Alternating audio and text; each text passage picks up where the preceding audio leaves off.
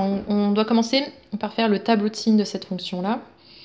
Donc comme c'est une fonction du second degré, on calcule delta. Donc b carré moins 4 AC.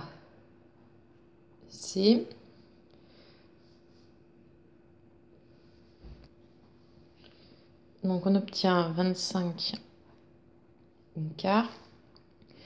Donc c'est positif. Donc 2 racines réelles. Donc on les calcule. X1 égale à moins b moins racine de delta sur 2a. Et x2 c'est moins b plus racine de delta sur 2a. Donc on a 1 demi moins racine de 25 quarts sur 2a, donc sur 1, et 1 demi plus racine de 25 quarts sur 1. Donc ça fait 1 demi moins 5 demi. Donc ça fait moins 4 demi, donc moins 2. Et là, ça fait 1 demi plus 5 demi. Donc 6 demi, donc 3. Donc pour le tableau de signes,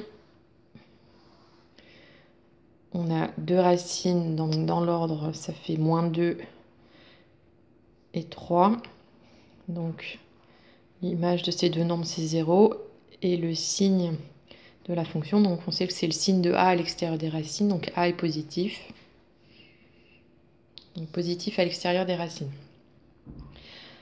Ensuite, il faut exprimer g de x qui est égal à valeur absolue de f de x sans le symbole valeur absolue. Donc,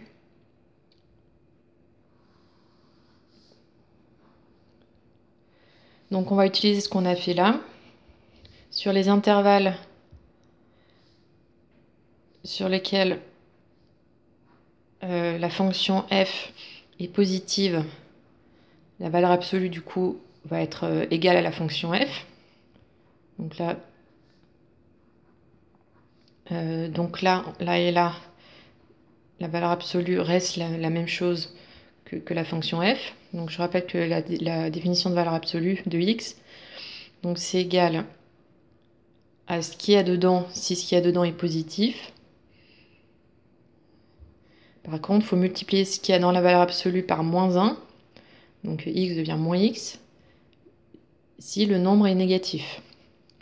Donc du coup ici quand c'est positif on garde exactement la même chose qu'il y avait dans la valeur absolue. Par contre quand c'est négatif il faut multiplier par moins 1. Donc du coup pour écrire g de x en valeur absolue, donc c'est égal à donc f de x, donc 1 demi de x au carré moins 1 demi de x moins 3.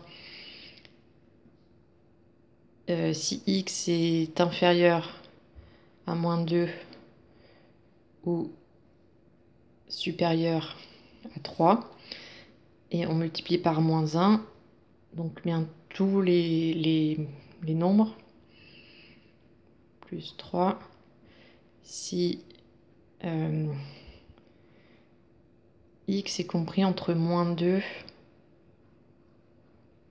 et 3.